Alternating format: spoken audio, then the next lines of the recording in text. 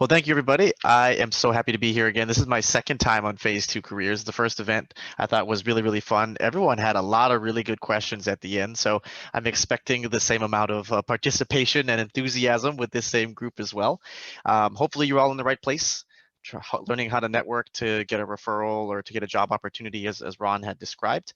Um, if you guys want to take a moment right now, feel free to jot down what your goals are for the session, what you're trying to get out of this. I want to make sure this is as valuable for everyone as possible. I know it's a big time and commitment, especially on a hump day Wednesday after a long weekend.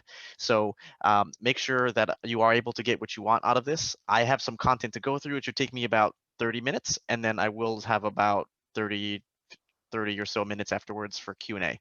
And feel free to stop me as we go along also. I don't want it to feel like a lecture. I mean, we're all far beyond school, so if you want to make this as interactive as possible. So a little bit about me. I know Ron already gave a high level overview, but to give it some context as to why I'm here and why I'm talking about networking and or why you should even listen to me. So I've actually gotten both of my jobs through networking, almost entirely through networking. Networking really has one ultimate goal, and that's to get you an opportunity to get an interview. A common misconception is that if you are really good at networking and you network a lot, um, this will automatically get you a job. But this is not true. Networking, the whole purpose of it is to get you an opportunity that you may not have been able to get without it. So this does not make up for the fact if you are not a good interviewer. So just keep that in mind.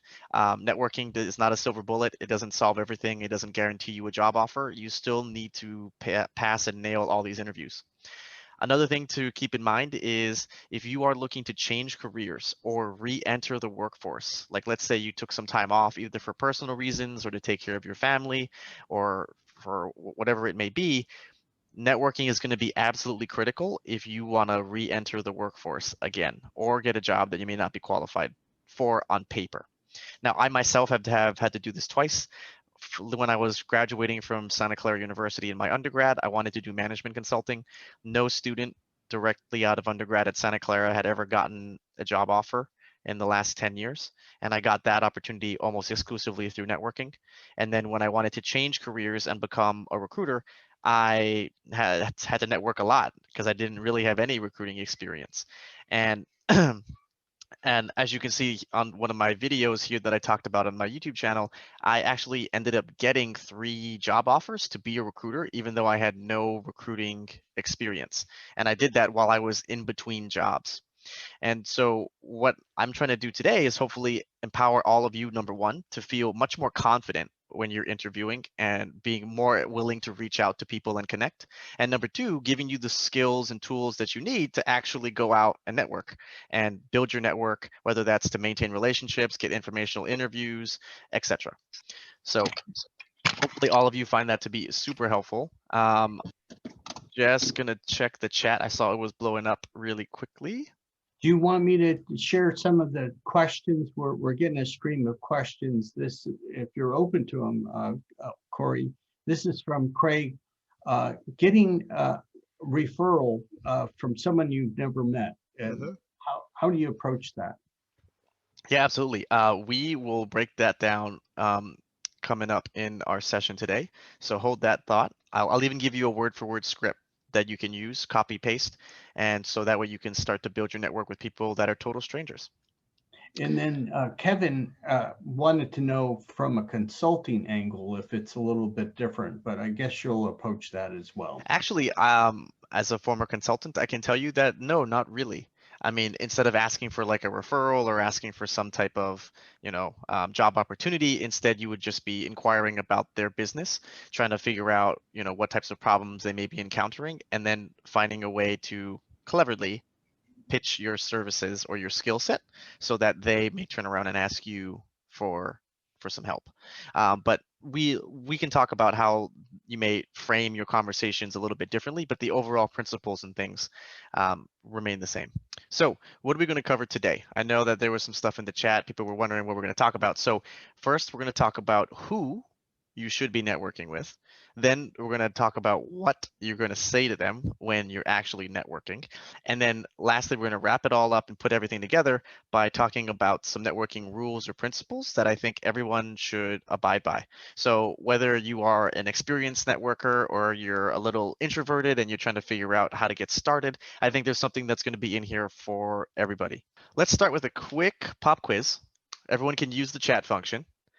Who are the best people for you to network with? Who do you think are the best people that you should be networking with? Is it your family, your friends, your coworkers, or is it people that you can find on LinkedIn who work at the company that you want to work at and are doing exactly what it is that you want to do? Who is best? So we're getting responses already. Uh, Patrick says friends, past coworkers. Um, Craig says from other companies. Everyone from Dean. You could find the right company. That's the best option. All of the above from HEMA. There is one correct answer here. So I know normally this is like the all of the above trick question, but I promise you there's one correct answer here. One correct Okay. answer. I see a lot of D. Yeah. Oh, see, Patrick has an interesting point. If you can find the hiring manager or the recruiter at the company that you want to work at, that is interesting. That is very interesting. And right now, it seems like D is the overall winner from what everyone is talking about. And I'm so glad that everyone feels that way because actually the correct answer is C, your coworkers. Now, I know this is very contrary to what a lot of people are used to and what a lot of people are thinking, maybe what you've seen on blogs and in movies and things like that. But the best people to network with are always going to be your former and current coworkers, managers, colleagues, bosses, directors, VPs, etc. Now, not to say A, B, and A, B, and D can't be really good resources for you. They absolutely can be. But the best people to network with are always going to be your coworkers. So this leads me to the networking order, or basically your order of operations. And I believe, and this is what I teach all of my clients, that you need to network in this order. And I know all of you maybe not all of you may be comfortable with networking. Some of you may be thinking, I don't have a lot of time, Corey. Like, how am I supposed to network with everybody? So I'm going to give you this blueprint here. You need to be networking in this order, 1 through 4. 4 is like the last place you need to go. And I know this is probably going to confuse a lot of you because the common misconception is that you should actually do the reverse order. Everyone always goes to LinkedIn first, right? So let me explain why this is. So you should always start with your coworkers, like your former managers, especially, assuming that they liked you, right? Even your skip level managers, assuming that they liked you. Even people you maybe managed yourself, right? Maybe people you mentored, maybe people that reported directly to you. The closer that they are to your work and they know about your work and how great you are at your job, the better. Those are the people you're always going to want to start with. Why? Well, if you need to find a job or you want them to connect you with somebody else at a certain company or doing a certain job, the best way to do that is through work endorsed referrals. Say it with me, guys. Work endorsed referrals. Now, all of you probably know this, right? If someone wants you to refer them at your company, you probably have to fill out some form or questionnaire, and then it'll always ask you, why should we hire this person, right? And if you've never worked with this person before, they could be super nice. They could be your wife's best friend, your husband's best friend. But what do you put down when they say, why should we hire them? You just say, they're really nice. My wife says that they're really good at their job. You should hire them. Not a super convincing argument, right? Or let's say you want to meet somebody super powerful, right? You want to meet like the CEO of your dream company that you want to work for. What's going to give you the best chance for he or she to actually sit down and meet with you? Someone who can tell this CEO how great you are at your job, right? Someone who can say, oh, I used to manage Corey. He was my top performer. He helped me build out this brand new product marketing roadmap. In less than 2 years, we were able to do X, Y, and Z, right? Or maybe it was someone you coached up and managed, right? Oh, you need to talk to Corey. He used to be my former manager. He was the best manager I've ever had. He taught me everything that I know. You think I'm a really good employee? Well, Corey is the one that taught me, right? Those are what's going to open a lot of these doors that normally would remain closed for you. So I think you should always, always, always start with your coworkers. And even if they don't work at the company you want to work for, or they're not in the field that you want to work for, it doesn't matter. You start there because then they can help you grow your network with their endorsements about you. Now, the second place you're going to go is people you went to school with. So undergrad, MBA, master's, PhD, etc. Why? Well, the general theme again here is that they've seen you working. Not maybe not in a work environment, but maybe you were the lead on a project, right? Or you were the one who did all the work in the group project and helped everybody get an A, right? Or you were the one that was always getting, the top grades on all of the midterms and the exams, right? You were the person that everybody went to for tutoring, right? This is like another form of work endorsed referrals or recommendations about you. So I highly recommend this is the second place that you go, or maintain relationships, and then move on to your family and friends. And then lastly should be total strangers that you find on LinkedIn. You'll also find that the easeability of networking and getting conversations going significantly easier, or I should say, will get significantly harder as you move from 1 to 4, right? And I, even as a recruiter, right, my job itself lends to natural networking just through the nature of my work.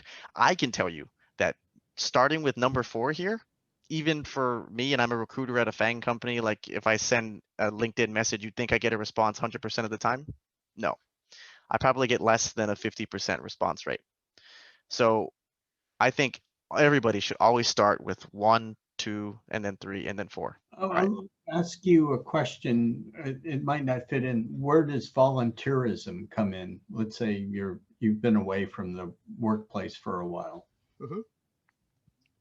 Yeah, I think those are great as well. That probably falls, between 1 and 2, assuming that this person has seen you, lead certain events or do certain things, or something work related, right? As opposed to like maybe you volunteer once a week for 30 minutes at a food pantry, right? And then you just are packing bags or something with someone. I mean, I would treat that closer to probably like category 3 or 4, or sorry, probably category 3 under the friends category. Because they're not really going to be able to endorse much about you, right? Like, why is Corey so great? You volunteered with him at the, Second Harvest Food Bank. Oh, Corey is super nice. He packs the bags really well. He never forgets to put in the can of corn. Well, actually, I've hired several volunteers because I've seen them in action, and that's Yes, because you've seen them work, right? right. Yeah, yeah.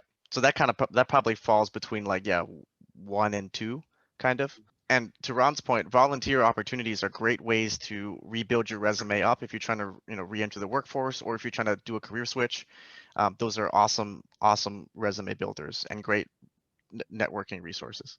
I have a question, Corey. I like your template. The question is somewhat nuanced. Uh-huh. How do people from different generations, since you gave a talk about millennials, is there any generational difference in how people network? No, actually. I think everyone treats and approaches networking the exact same way. Everyone approaches networking in the reversed order, and everyone kind of sends the same LinkedIn messages all the time, which I'm going to get to in a second. But I can tell you, yeah, whether you're a baby boomer or you're a millennial or you're Gen X, everyone sends me the same LinkedIn message all the time. Okay. Hi, Corey, I'm so and so. I work at this company. I want a job at FANG. Let's connect. Hi, Corey. I'm an undergrad student at your alma mater. I want a job at FANG. Do you have 10 minutes to talk? So everybody honestly approaches networking in the exact same way. And then even when you get on the phone with them, the conversations are all the same. Whether you're a baby boomer or millennial, it's always the same. Well, So, no, Corey, let me tell you about what I do. Now that you know who to talk with, someone's question at the beginning was, how do you actually network with total strangers or even just people that you actually know? Obviously, if you start with your coworkers and your family and friends and people who actually know you, the conversations are going to be pretty easy. I think rule of thumb, you should start with a text if you have their phone number. Start with the text, then go to phone, then email, then LinkedIn. The more personal, the better. And obviously, if they're your friends or family or someone you've worked with that you're really close with, you don't really need a script, right? Like You just send them a text, you pick up the phone, you call them, you say, hey, it's been a while, I want to catch up, like, let's talk. Now, where people probably want some scripts is when you are reaching out to a total stranger, which again, I think is the last place that you should go. But Ramit Sethi, he's the author of I Will Teach You to Be Rich, one of my favorite books ever. He actually wrote 9 different scripts that you can literally copy and paste, and this is all free. There's a PDF that I'll make sure Ron sends out. It's very, very easy, or if you want to, you can Google it right now. 9 word-for-word scripts by Ramit Sethi. There's different scripts for each networking scenario, and literally just copy and paste them. There's no need to reinvent the wheel. I have used these scripts. I've given them to all of my clients. They have used these scripts and they work, guaranteed. Now, one of the scripts that I give everybody and make sure that you guys want to know, which someone asked about earlier, is how do you network or meet people that are total strangers that you don't even know, whether that's LinkedIn or email, whatever it may be. This, I believe this is like template number 5 on the list, but this is the one that most people will use. This is how to introduce yourself to a total stranger. On the left here, you can see Ramit's explanation as to why certain things are included. I agree with almost all of them. There's just certain nuances that I just kind of wanted to walk through with you right now. So the first one, right, is your from email address. Whether that's Gmail or Outlook, you will have a display name that you can choose that will be separate sometimes from your email address. So make sure you check that so it actually looks like or is your name. Sometimes I run into people or I have clients who have really wonky email addresses, right? Like startrooper75@yahoo.com. Just make sure that you don't have any of that stuff. Make it very evident who you are, because if you're reaching out to someone that has no idea who you are and in their inbox it says startrooper74 sent you an email, they're probably going to delete it. Even if you have like this exact template, right? They're probably going to think it's spam. So make sure you do check your settings for your display name as well as your regular email name. If you don't have an email name that is literally your first name dot your last name at gmail.com, just go make one right now. First name, last name, and then who knows, just put like some combination of numbers at the end. Highly, highly recommend you do that. Less chances that you get put into spam and less chances you get straight up deleted in their inbox. Okay, now the subject. This is where you should spend most of your time because this is what's going to get them to open your email. Always lead off with the person that is connecting you or referring you to meet this person. What this also means is that there may be a pre-step to you even writing this email.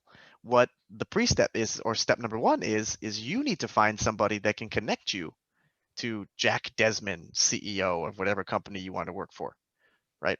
So the more powerful or the higher level the person that you want to connect with that you don't know, you are going to need someone of equal status or power to give you an introduction so that person actually responds to your email. So if you do want to talk to the CEO, step number 1 before you even write this email is you need to connect and network with someone that's like the vice president of something or the SVP of something or their chief of staff or their executive assistant or their husband or wife, right? Someone that can give you an introduction that you normally wouldn't get.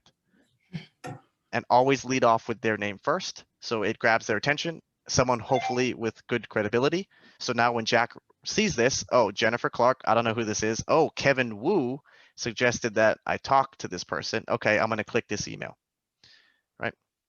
Now, here in this part, I actually believe you should swap these.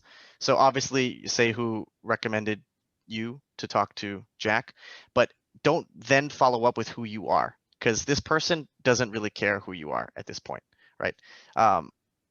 It might be helpful to think about it like they are a quote unquote higher status than you for the purpose of writing this email.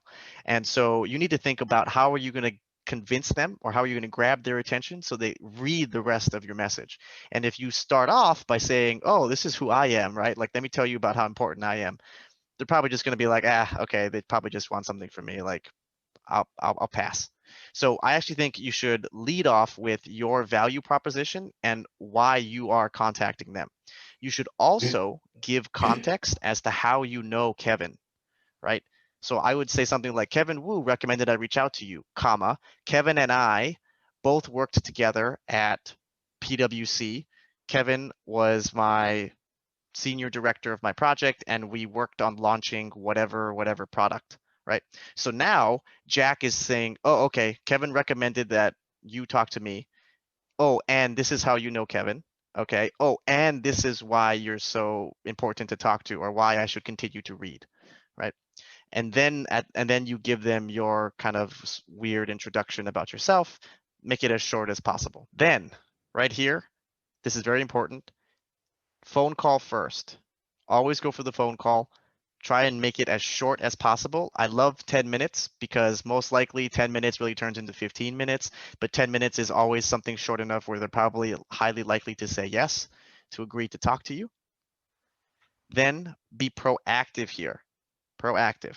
So give them recommendations of times that you can actually talk to them, and make sure you cater to them and put the times in their time zone. So they don't have to do the math. They don't have to figure out what time this is. There's no back and forth, right? Of like, did you mean 8 a.m. PST? Did you mean 8 a.m. CST? Because I'm in CST. Oh, wait, I'm traveling this week, actually. I'm going to be on the East Coast. So is that 8 a.m. EST? Right? Like make it very, very easy. Cater to them. Use their time zone. Give one all day option. And I can tell you right now, 90% of the time, they're going to pick the all day option. So whatever option you give them for all day, literally make sure you are free that whole day. So pick Saturday or Sunday, whatever. They're always going to pick that. So just make sure you truly are free that entire time. And then here at the end, you can see, right, you're catering to them. I can work around your schedule. And then here at the bottom, in addition to giving your phone number if they have questions, sometimes they just want to text you or whatever. Make sure you are proactively addressing any follow-up questions that they may have, and put them at the bottom. So that way they have the option to like read it at the end, or they may not even read it at all. But if you're going to be proposing something, or if you are, doing X, Y, and Z, and you think that they're going to have questions about it, put it at the bottom, the very, very bottom. Craig says, doesn't this activate there? Is he trying to sell me something, or is looking for a job antenna? It probably will activate that, but you can address that right away at the very first sentence of your email, right?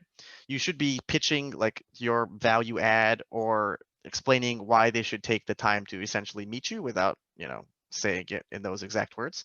And I do that all the time by just giving context as to how I know this person, and then why Kevin, for example, why Kevin thinks that I should talk to Jack Desmond, right? So it would be, Kevin, who recommended I reach out to you, comma, I know Kevin through our time together at PwC. We did blah, blah, blah, blah, blah, blah, blah, blah. Kevin and I were catching up over dinner, and he mentioned that you are trying to break into X, Y, and Z, whatever product market. I already am an expert in this field, and I believe it was it Craig, or was it Patrick? Patrick was asking about consulting opportunities, right? Like this is where you kind of like subtly pitch your specialty area or whatever it is, your value add, right? Like why does Jack Desmond want to spend 10 minutes with you, right? So you kind of give that up here, and then it won't seem so much of like a salesy conversation. It's more like, oh, okay, he wants to help me do something. But this is the one that I recommend that most people will use. And this even works if you already know the person, right? Even higher success rate, but same principles apply. I would love to hear actually if anyone wants to unmute themselves. If you guys have any networking success stories, I'd love to hear kind of what happened, and then maybe we can break down exactly why it was so successful. Is it okay if it's a bit dated? Sure. No, yeah, totally fine. I'll do it in a real quick nutshell. Years ago, I was laid off at PG&E, and so I still want to stay in the energy field, working in some areas of analyst work. So I got referred to a mentor I had at PG&E, to a gentleman with a big energy company down here in San Mateo. And I remember I set up the meeting with the gentleman, and it might have been the first working day of the new year. And it went extremely successful. It just went, I mean, they knew each other. And so he really, sort of bonded with me and wanted to help me and assist me. And from there, I got 2 or 3 referrals to other kinds of jobs like this with companies, different parts of the Bay Area, the South Bay. And to make a long story short, I ended up, I did get another job. I can't say it was directly from that interview directly, but he helped me with connections, and I think via a connection, I ended up getting the job with the Silicon Power Company down in Santa Clara. So I still look back at that as one of the more successful networking kind of efforts that I had in my life, to be honest about it. That's awesome. I love That that helped. story. So I kind of want to break this down, and I think a lot of people can learn some cool principles from this. So Larry, you said someone like your former mentor, I think you said, Right. referred you to meet this. I think you said Yeah. exec. Yeah, exactly. Because with people being laid off, I had a few more months at PG&E, and obviously you're trying to use that time to your advantage to land somewhere else. So when I talked to Eric, he was kind enough to refer me to this gentleman. So I mean, the heck, yeah, I mean, sort of a no-brainer, Perfect. Okay, so see right? everyone, you start with number one, your coworkers. Now, I think there's another second important thing here. Larry, how did you get introduced? Did your friend Eric actually write the email or send the text or whatever to connect you I with that think he, person? yeah, I think he did one of those. I don't know if it was a big kind of an intro, but enough to just let me be a little more comfortable connecting with this gentleman. Was after Eric did that. Correct. Yeah. Perfect. That's another key concept here. So when you guys are networking with people, if possible, get the other person to write the message for you and then just CC you or send a Right. group text, right? That way the likelihood of responding like almost doubles. Okay. I love that. And then Larry, when you went into that networking conversation, did you go in there immediately asking for a job? No, no, no. Of course not. No, no. You did not. So that is a perfect segue into my networking rules. And thank you, Larry. Everyone give Larry a round of applause. That was awesome. That was awesome. And if we have time at the end, I'd love to hear more networking stories as well. But so this is a perfect transition. And this actually, we'll start with number 3 because that's the point that I think Larry's story was talking about, right? Points number 2 and points number 3. Try to become friends, and you should give before taking. And this is something that I think a lot of people, and I know Ron, you asked me earlier, like, is there differences between generations? No, everyone unfortunately does it all wrong, right? Um, if you looked at my LinkedIn inbox, it's all just people that are just trying to, unfortunately, just take, right? Take. I want a referral. I want an interview. Corey, I want to learn about what it's like to work at Fang. Let's talk, like, all these other things, right? Mm. So I think principle number 2 here, whenever you're in a networking conversation, this should be your goal, right? Is to become friends with this person. I know it's a strange concept. You're like, I don't want to hang out with this person, Corey. I just want to get a job. But this will I promise you, if you apply this mindset, you'll see drastic differences in the success rate of your networking conversations. Your goal is to become friends with these people. I'm not saying you got to hang out with them all the time. I'm not saying you got to send them Christmas gifts. I'm just saying that the mentality that you have should be that you want to become friends with these people. Now, why is this important? Well, let me ask you this. Who here has a best friend? At least one best friend in the entire world, right? Okay. Now, if your best friend asked you for a favor, would you drop everything and help your best friend? Yvonne is shaking her head. Anna's shaking her head. Kevin's kind of like, I don't know, he's not that cool, but maybe, right? So this is basically what you're doing, right? When you're networking, you're essentially soliciting favors from people, and they're far more likely to actually help you if they view you or feel that you are a friend. Right? Now, how did you and your best friend become friends? Well, probably you found commonalities with each other and you bonded over that, right? Or maybe you realized you had very similar upbringings or you share similar values and you guys bonded over that and then you became friends. So you're going to want to apply and try and do the same exact thing whenever you're having these networking conversations. Because if they become your friend, and I have a lot of, and honestly, a lot of the really helpful people in my network who have helped me change careers or get certain opportunities that I feel like I normally wouldn't have been able to get have really only done it because they like hanging out with me, to be totally honest, right? Hey, Corey, can I ask you something related to that? It Yeah. makes a lot of sense, but I think some of us might wonder or curious about being authentic. Mhm. How to be authentic in doing what you're talking about. Yeah. Well, I think if you are applying this actual mindset where you're trying to become their friend, and you won't be friends with everybody, right? Like we all know that.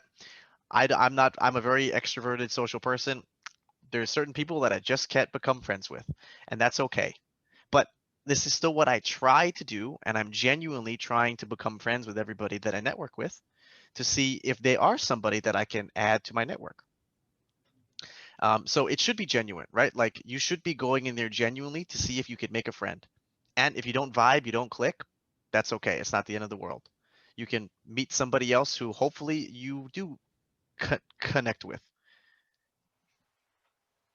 Okay. Now, one other way to do that is point number 3, right? Give before taking. So Gary Vaynerchuk wrote a book. It's called Jab, Jab, Right Hook. And the concept is basically you should give, and then ask for something. And another way to think about it is trying to understand how you can add value or help these people that you are trying to network with. Because remember, they're going to be offering you or giving you some type of favor, and they're far more likely to do it if you've already helped them in some way. So try to find a way to give before taking. As a practical example, let's say you want to connect with a recruiter at the target company that you want to work for. Rather than sending them a message and saying, hey, I'm Corey, I want to work for your company. Please add me back on LinkedIn and take my resume. Most likely, not going to respond to you. But if you send them a message and you said, hey, Corey, I noticed that you're recruiting for X, Y, and Z types of roles. One of my former directors or bosses would be fantastic for your position. Here's their LinkedIn. Let me know if you have any questions about this person, right? You've just tried to help me. I'm for sure going to respond to your message. I'm for sure going to accept your LinkedIn friend request, right? And then maybe we start a conversation going that way, right? Oh, thank you so much, Kevin, for sending me so-and-so's LinkedIn. I'll definitely check it out. I've also seen your LinkedIn. You seem like a great candidate for one of these other roles that I'm recruiting for. Do you have 5 minutes to talk? Right? Try to find ways to give before taking. And I'll tell you another story. So when I was in college, I was an undergrad and I was trying to get this management consulting job at PwC. And obviously, the higher the people that I got to know, the better my chances of getting an interview. And so, what I started to do was I was eventually getting conversations going with directors, senior directors, and partners. So these are people who have like 20 years of experience. They've got MBAs, right? They've done it all. And I'm just a undergraduate student who has never worked a real job in his life. How is it how is it possible that I can possibly help these people who are already so successful in their careers, who have 20 something years of experience, right? You're probably thinking there's no possible way. Well, I have to get a little creative. I was born and raised in Hawaii, and I think a lot of people love to take vacations and go to Hawaii. Hmm. So what I would do is at the end of my conversations, if I couldn't find anything else to bond over or connect with or to, try and help them with, then I would just say, by the way, I'm from Hawaii. Do you have any vacation plans to go and visit? Most people will say yes at some point. I want to take my family, I want to take my kids. And I say, oh, fantastic. Thank you so much for speaking with me today. I've actually put together this spreadsheet of all of the really cool hikes and places to eat and things to do that I feel like you and your family would really, really love. And some of it is stuff that's not on any website or not on any tourist brochure. And I had one tab for each of the different islands, right? Like Oahu, Maui, Kauai, the Big Island, whatever. And I would just send that as my way of saying thank you. You wouldn't even believe how many people are willing to help me after I just send them something as simple as that, right? And I was a college student, like I was 20 years old, and I was able to network with really powerful people and get an opportunity that way. So what was the title of that book? Ella asked. It's Jab, Jab, Right Hook. Okay, so back to the networking rules, and then we'll get to Q&A. First one, never, ever, ever, ever reschedule. Ever, ever, ever. I know life happens, and I know things come up all the time, but when you're proactively providing these times for them to connect with you, make sure that there's a very high likelihood that you can actually talk to them. So maybe you only offer times on Saturdays and Sundays, right? Make it as frictionless as possible. You don't want any friction. Every time you have to reschedule, the likelihood of your conversation actually happening and or going well goes down, especially if you're the one that's rescheduling, right? Never, ever, ever, ever reschedule. Please, please, please, please. The fourth one, know your purpose. Be organized, right? And this is what drives me crazy, right? Let's just say someone is kind enough to make 10 minutes and speak with you, and you show up on the phone call, right? And you're like, so Corey, how can I help you? And they say, oh, well, I'm not too sure, but I saw that you work at so X, Y, and Z company, and you do X, Y, and Z job, and so can you tell me about what that's like? Or the very generic question, why do you like working at that company, right? All these boring generic questions where it makes you seem like you don't really know what you're doing on the phone call. You don't seem organized, right? This is your first impression that you're going to be making on these people. So make sure that you are organized and you have a purpose for your phone call, whether that's to get a referral, whether that's to get connected with someone else in their network, whether that's to get information about a job or a role or learning about a manager or a certain position, right? Maybe that's to get a consulting opportunity.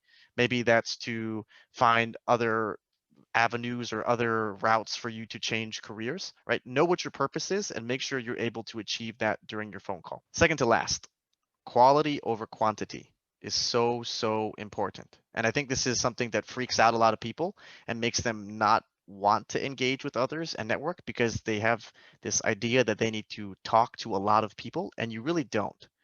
There's a book called How to Make Friends and Influence People. And in that book, they talk a lot about super connectors. And so this is point number 6, right? Is maintain relationships or build relationships with super connectors. And this is, again, quality over quantity. You don't need to talk to a lot of people. You don't need to have a lot of people in your Rolodex. You just need to have really, really good super connectors in your network that can ultimately help you. A super connector is basically someone who is very good at networking and is very well connected in the industry or space that you want to work in. Ideally, they are a very high ranking individual or are considered an industry expert in their field. You can easily identify these people based on how charismatic they are and how friendly they are, as well as how the industry views them or treats their career, right? So if they have had very strong career trajectory, if they, are in the startup space, if they're in the VC space, if they are a recruiter, right? Recruiters are obviously super connectors, right? So there's a lot of different ways to go about and identifying these folks, but if you can maintain is the key word here. This isn't just like a transactional thing. They give you one job and then you never talk to them ever again. You got to maintain relationships with these super connectors. And I think in Larry's story, his super connector was his former mentor or director or boss, right? He reached out to him and he said, hey, FYI, I think I'm going to get laid off. Like, I'm probably going to need a new job. This person was like, great, you need to talk to the CEO of this company. Boom, let me set that up for you, right? You don't need to network with hundreds of people all the time. You just need to network with like 5 really good or less, sometimes less super connectors. Ron, for example, probably would be a great super connector to have in your Rolodex. Again, quality over quantity, and you need to maintain these relationships over time. So maybe that's you send them a text, you send them an email, you send them a Christmas gift once a year, you grab coffee once a year, right? Like it doesn't have to be a lot. You just got to maintain these relationships. Cool. So now we've made it to the Q&A section. Feel free to unmute or type in the chat. I'll be looking at both. Let me know what I can help you with. If you weren't able to achieve whatever goal you wrote down at the beginning, I want to make sure I do answer all those questions for you. If you have additional questions or want to learn about, interview tips or resume writing tips or career changing tips, you can check out my YouTube channel.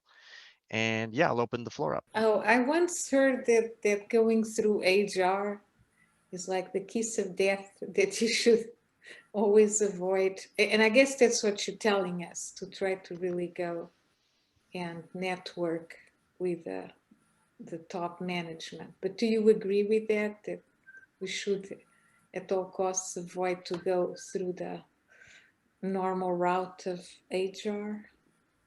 Um, so it's going to depend on your situation, right? So let's say you are working at a quote unquote top tier company in your industry, and you just want to get the same job that you already have, but do it for a different company, right? And that's in that case, I would say going to, if you could, right, find the recruiter for that position would probably be okay, because on paper, you are already their ideal candidate that they would love to have apply for their role anyways. So in that scenario, I would say yes, it's totally fine. But let's say you're not in that position. The risk here is if you go directly to the recruiter without a referral or without, some other context, and you're not their ideal quote unquote best candidate, what you've now done is you've essentially eliminated yourself for that position. We have a question from Dean, and then Larry had a question. Cool. Yeah, Corey, I just got a question for you. I went to school for a while. I'm going back to my to the tech, and most of my coworkers are maybe like long time ago. How should I get back with them? Yeah, I mean, I think, well, you should start with like a informal, like non-networky feeling reconnection, right? Like, hey, so and so, it's been a while since we worked together at, I don't know, Sun Microsystems or whatever. Just wanted to see how you and the family are doing. Okay. Something super simple, right? Just to kind of get the conversation going, see if you guys vibe and gel and connect basically, and if you can rekindle that friendship, and then kind of go from there. Okay. Yeah. Thanks. It's from Larry and then Craig. Sure, Larry, go ahead. Well, Corey, sort of a question, a comment. I'm trying to set up an information interview right now with this gentleman in Palo Alto. He presented in a networking event of the kind of work I'm trying to get into in sustainability. And this goes back to the fact we're coming out of the pandemic. I personally would, because he's in Palo Alto, I would rather have a physical meeting with him at a cafe or something than a Zoom kind of. I'm a little tired of Zoom meetings like everybody else, because I just think in general some of us function better if we have that physical opportunity of the meeting. So I wonder if you have any comments on that and how I can further push him to have a physical meeting and not just something on Zoom. Any thoughts on that? Yeah, firstly, I think it's awesome that you're really comfortable and prefer doing meetings in person. I know most people would defer to like text or a phone call, if anything. So I think that's super awesome. If anyone wants to ask Larry how he got so comfortable meeting people in person all the time, feel free to reach out. He seems really personable and nice.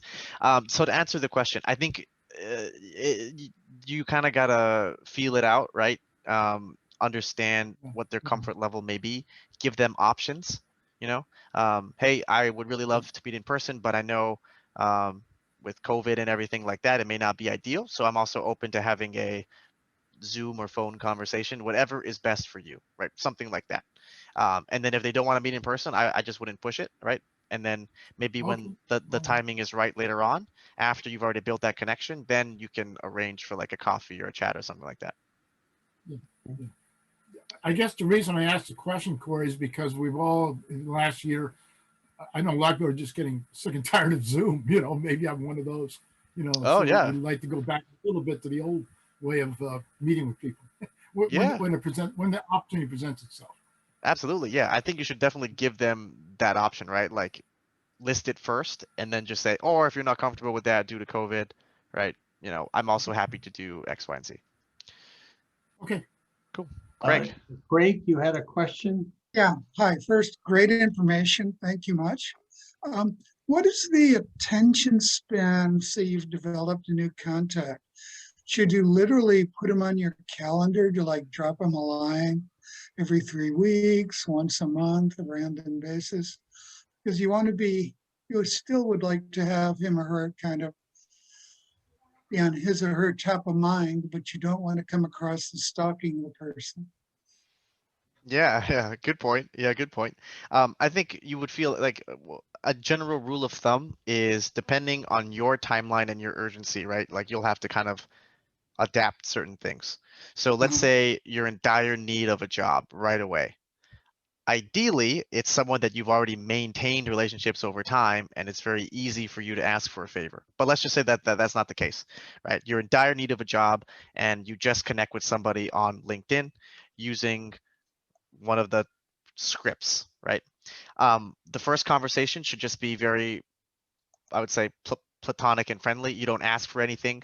You try and find ways to befriend them, have really good rapport, see if there's something you can do to help them first, and then immediately deliver that value, whatever that may be, right? So in my case, it was like, here's this file with all the amazing things you can do in Hawaii, right? And then you kind of let them sit on it for, I don't know, a week or so.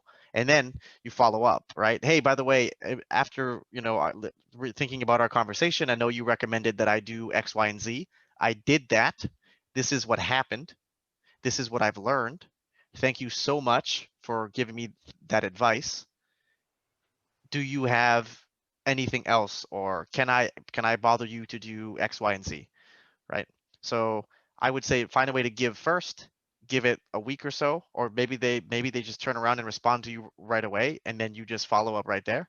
But I would say give it a week after you've given your help, and then do it. And then let's say you're not in a rush, right? You just want to maintain a relationship.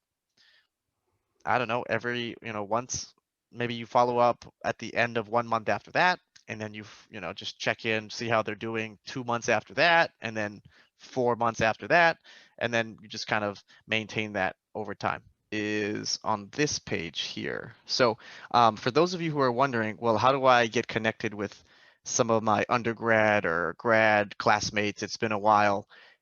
A lot of your alumni associations or alumni offices or career centers have databases for alumni. So for example, I went to Santa Clara University. I know that if you contact their alumni center, they have this Excel sheet or this database where they've got almost all of the, like I would say from the last 20 years or so, people who've graduated from Santa Clara, and you can ask them for like certain industries or demographics of people, etc. And then they'll actually give you emails or contact info for certain folks if you wanted to reconnect with some of your former classmates. So highly recommend that you reach back out to your alumni networks or even your college career centers. Hey, how's it going, Corey? Hey, thanks a lot. Great presentation, a lot of information. Thank you very much. A question, so like for me, yeah, I've been in COVID, I've been working in high tech, but I do want to challenge myself and get into a FANG company. What is the kind of, I don't know, because you hear the FANG companies are very competitive and whatnot, and I know since you're a recruiter from one, what is your, I don't know, recommendation or in trying to get into a FANG company? Because I know just by submitting your resume doesn't work. You know, you need to network. There's a lot of smart people and the competition is very fierce. So based on your experience, what would you recommend or to try to position yourself into that type of position and be a strong candidate? So I mean, if you haven't already, it's got to be number one, right? Hopefully, ideally, somebody that you've worked with directly is now at a FANG company that you ideally want to work at. I would immediately start going there. But again, don't be like, hey, John, it's been so long since we've talked. By the way, I want a job at your company. Like, let's talk. Right. Right? Most of the time, like if they're nice, they'll probably just say yeah, but they're not super excited to do it. And then when they have to write about you, they'll just be like, yeah, I work with Jim. He emailed me last week and said he's looking for a job. Right. But I would say definitely you got to start with number one. If there's a coworker that's there, or there's someone that you went to school with that can talk about your work, because you need that work endorsed referral, right, Jim? Mhm. Right. Especially if it's a top tier company, not just FANG, but whatever industry you're in, right? If it's a top tier company, they're going to ask, why should I hire Jim? And the answer's got to be damn good, right? It's like, oh yeah, Jim was my former boss. He helped build or do X, Y, and Z, right? He's amazing. We need to talk to him. Now, again, this will not give you a job if you suck at interviewing. So just Right. make sure that when you do get these opportunities, you are nailing those interviews. Right. We have some questions here, and we'll get back to you, Craig, in a couple of moments. Jess has a very basic question. What's a FANG company, the spelling? Oh yeah, so it's an acronym. Jim wrote it out. It's FAANG. It stands for Facebook, Apple. What's the A? What? Oh, Amazon, Netflix, and Google. Okay, and this is from Anna. I'll ask this on behalf of someone else. Do you think a non-paid internship could be a good way to have a foot in the door, or especially to network and then look for the paid job at the company? Or what would you be shooting for? Or would you be shooting your foot by being willing to work pro bono? Oh, I absolutely think it's a great way to get your foot in the door, just to build experience, right? I mean, I wouldn't recommend taking a non-paid internship unless it's like your last potential option. But keep in mind, most publicly traded large companies with HR programs, it's technically illegal, right? They can't have somebody working for free without getting paid anything. So most large companies do not allow unpaid internships, but smaller startups and things like that, like and other nonprofits that you may want to work for, absolutely, you can do those things. Just make sure that it's building a relevant skill set for the job that you ultimately want to get, right? But I think it'd be super helpful. I don't think you're shooting yourself in the foot. Everyone kind of understands why you would be willing to do an unpaid internship. It's to gain certain experience or to get a certain opportunity. So you would not be shooting yourself in the foot. Okay, thank you for that. Craig, you had your question? Yeah, hi. Again, I'm looking at the slides you have, the 1, 2, 3, 4. On LinkedIn, when you look at a company, sometimes they'll say, oh, 5 of your alums currently work there. Where would you rank trying to reach out to those people? Closer to the 2 category or closer to the 4 category? If Again, you these are, I'll call them classmates, but we might not necessarily have been the same year, but just attended the Yes, same institution. yeah. So if they don't actually know you, then they fall in category 4. Thank you. Yeah, because again, right? Like, how are they going to talk about how great you were, Craig? If they're like, well, how do you know Craig from Berkeley? Oh, I don't. We just went to Berkeley together. We had the same prof 20 years ago. Yeah. Right. Yeah. So Okay. probably they fall in category number 4. So in terms of the current climate right now, right?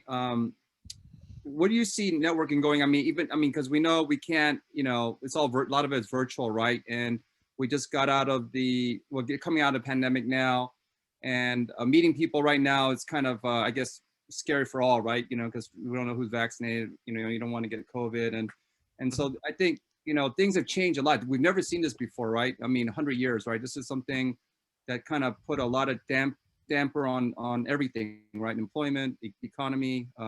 Meeting people. So in terms of virtual, I mean, it's really, I see it as very, like it's very manual, right? I mean, you're going to send a message or you're going to craft the email and hopefully that person will read it depending on, if you're going to give something rather than take. But in this new light, right? I mean, what do you see the networking going? Do you see us coming back? Because if more folks are now working from home or working remotely and not coming to the office or coming into the main venues or, to the offices, right, then networking in itself will be, I guess, more difficult, right, moving forward until we really get this out of COVID, right? Everyone's, immune to it. But until that, I mean, I'll take, a few years. And from there, I can see a lot of damage. But what do you see the new paradigm for networking? I mean, until that recovery happens. Yeah, well, I think the first thing is there's an underlying invisible script here, right? Which is, oh, people won't want to meet me, or people are probably uncomfortable with networking, so I won't send this message. I don't want to bother them, or X, Y, and Z, right? So make sure that there's no underlying invisible scripts that may be talking someone out of sending a certain message or putting themselves out there to network.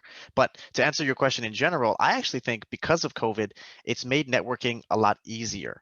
So for folks who aren't comfortable meeting people face to face, right? Maybe they have a lot of social anxiety, they're very introverted, it's very exhausting to go meet someone in person, go get coffee, drive back, etc.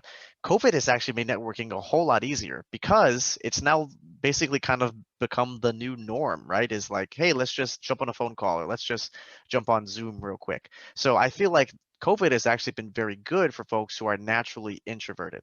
And it goes both ways, right? For folks who are introverted, trying to ask and network with other people, or if you're an extroverted person and you're reaching out to somebody who is introverted, they now have the option to say, actually, I don't feel comfortable meeting in person due to COVID. Can we just do a phone call?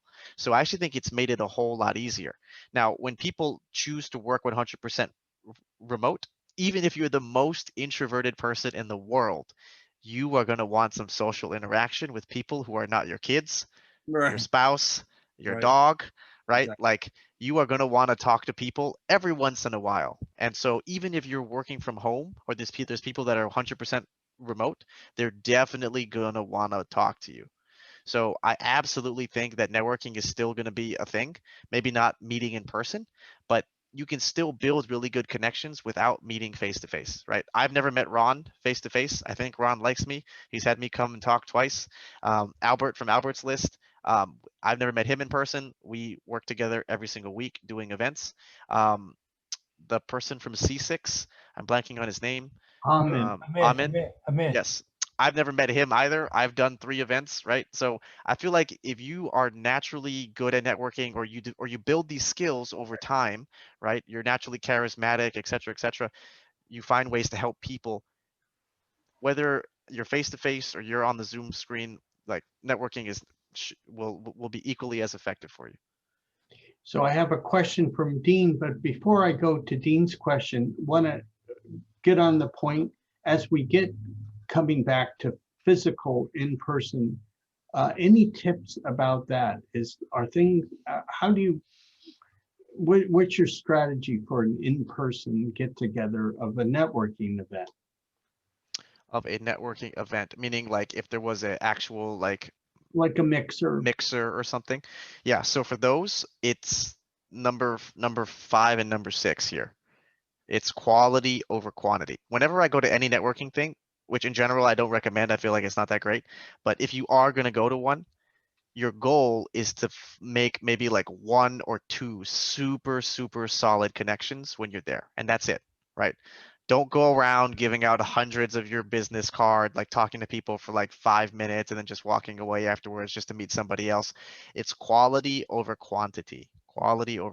So I highly recommend you just find wherever you're comfortable, find someone that you connect with, and then build a very strong relationship and maintain it. Or if you can figure out who the super connectors are, make them the one person that you really want to become friends with by the end of the night. So I would say quality over quantity for sure. That's a good tip, because some people feel compelled that they have to be working the room, like they have to round up and have 15-20 cards or meet 15 to 20 people, and you're giving a different, more manageable strategy. Absolutely, yeah. And again, like your goal is just to become friends, and you're not going to become friends with everybody, right? You've got a certain personality type. The people you tend to gel with are a certain personality type. But once you find somebody at that networking event, I would say nurture and maintain that relationship, right? See if you actually will become friends. So a question, Dean, you have a question? You have your hand raised? Yeah, I do have a question. Hi, Corey, another question. How long should you maintain, one of the rule you say is don't ask for a job, but eventually you're gonna have to ask for a job. So how long should you maintain the relationship before you can feel comfortable, or that other person will be comfortable before you do a job? Thank you. Yeah, well, I think it'll depend on your existing relationship, right? If they're already your family, your friend, or there's someone that you've helped in the past, asking for something shouldn't feel awkward for you. It should just feel natural. But if you've already found a way to give value to this person, I think it's totally fine to ask for something. And how long should you maintain a relationship? I mean, if it's a super connector or if it's someone that is going to be beneficial for your career over time, you should maintain your relationship for as long as you plan on working, quite honestly. Like some of the folks that are really high up in talent acquisition or in HR, like head of HR, etc. I absolutely make sure that I stay in contact with them at least once every 6 months, right? And So, but also, I guess my let me rephrase. I guess my question is: once you add value to, let's say I add value to you, Corey, mhm. you would feel comfortable referring me. Is that what I'm trying to get at? Is that Yeah, what? absolutely. Yeah, Okay. Thank you. absolutely. Yeah, Thank if you found a way to help me before I even needed or knew that I needed help from you, and it seemed like you weren't just trying to take advantage of me or ask for a favor, I'd probably help you. Yeah, for sure. Okay. Thank you. I think one other thing to kind of mention and talk about is who are the best people that you should be keeping in touch with. And my general rule of thumb is it's people that are technically a higher rank than you that are already doing either what you're doing or are in the space or field industry job that you want to become friends with or sorry want to get to, and those are the people that you should be going out of your way to constantly try and help. And when you're maintaining these relationships over time, what you're going to notice is people are far more likely to help you because you've just been contacting them or helping them without asking for anything in return. And so when it does come time for you to need something, if you get laid off a year or two later, right, or you're unhappy with your boss and you want to find something else, it's very easy for them to help you because you've never once asked for anything until now. And so I highly recommend that even if you aren't looking for a job right now, when this call ends, you need to be going through your list of people who you think you need to start reconnecting with and rebuilding those relationships for those times later on where you may need something from them. So Corey, you mentioned a lot of books and resources. What's been one book that you found was just you had to have in your bookshelf? I definitely think How to Make Friends and Influence People from a networking perspective is probably going to be one that's going to be very, very helpful for a lot of you. And then I guess on the more advanced route, when you are networking with people, there's a book called What Everybody Is Saying, and it teaches you certain tricks and tips around how to read body language. That's served me very, very well. Outside of even just networking, but what that really has helped to build is my EQ and ability to kind of read situations and gauge comfort levels of people, because that will also help you build and establish trust with others. But I don't think that one's absolutely necessary. I do think it is helpful, but I would probably start with How to Win Friends and Influence People.